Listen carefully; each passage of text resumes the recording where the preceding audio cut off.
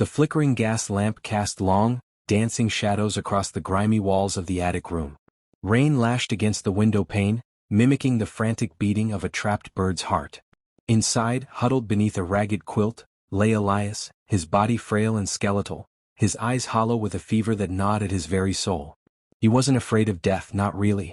Poverty had long since stripped him of fear. What truly terrified him was the fate of his beloved companion, a tiny ginger kitten named Pip. Pip, with his playful antics and insatiable appetite, was the only joy in Elias's desolate existence. Elias coughed, a racking sound that shook his frail frame. He reached out a trembling hand, stroking Pip's soft fur. The kitten, sensing his distress, nudged his head against Elias's palm, purring softly. "Don't worry, little one," Elias whispered, his voice hoarse. "I'll take care of you." But how? Elias had nothing to offer. No money, no home, no future. The world had long since abandoned him, and now it seemed to be claiming his only solace. He remembered finding Pip, a shivering ball of fur abandoned in an alleyway. He had taken the kitten in, sharing his meager rations, his meager warmth. Pip had become his lifeline, a constant source of affection and companionship. Desperation clawed at Elias's throat. He had to find someone to care for Pip. But who would want a stray kitten? Who would open their hearts and homes to a creature born of poverty and misfortune? An idea, desperate and fleeting, sparked in his mind. The old woman, the one with the kind eyes and the gentle smile. She lived on the edge of town, a solitary figure in a crumbling cottage. She had always been kind to the children of the alleyways, offering them scraps of food and words of encouragement. Elias knew it was a long shot. The old woman was poor herself, barely surviving on the meager earnings from her vegetable patch. But it was his only hope.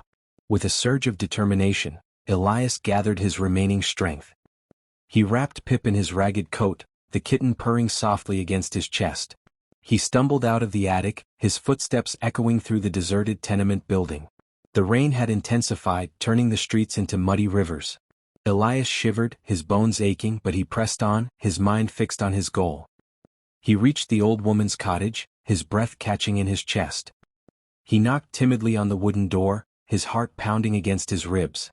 A moment of silence, then the door creaked open, revealing the old woman, her face etched with worry lines. "Child, what brings you out in this weather?" she asked, her voice a soft melody.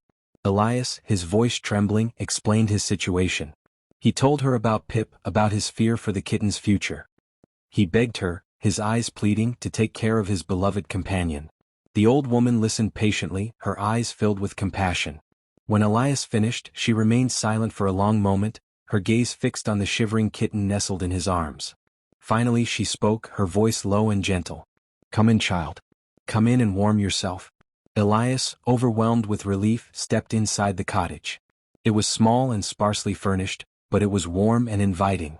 The old woman, her face etched with kindness, prepared a bowl of hot broth for Elias and placed a soft blanket on a chair near the hearth. Pip, sensing the warmth and the kindness, wriggled out of Elias's arms and began to explore the cottage, his playful antics bringing a smile to the old woman's face. Elias, watching the kitten, felt a surge of gratitude. He knew he had made the right decision. "Thank you," he whispered, his voice thick with emotion. "Thank you for everything." The old woman smiled. "You don't have to thank me, child. It is my pleasure to help." As Elias sipped the warm broth, he felt a strange sense of peace descend upon him. He knew his time was short, but he also knew that Pip would be safe, cared for, loved. The next few days were a blur of fevered dreams and delirious ramblings. Elias drifted in and out of consciousness, his mind filled with images of Pip, playing with the old woman's cat, curled up on her lap, purring contentedly. One evening, as the sun dipped below the horizon, casting long shadows across the room, Elias felt a strange sense of calm. He opened his eyes, his gaze falling upon the old woman who sat beside his bed, her hand gently stroking his forehead. "Pip," he whispered, his voice barely audible. The old woman smiled. "He's sleeping soundly, child. Don't worry."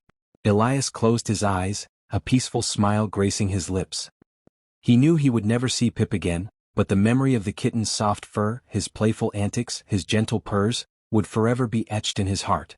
As he drifted off to sleep, he imagined Pip, safe and happy in the old woman's care, his playful meows echoing through the cottage, a testament to the enduring power of love and compassion.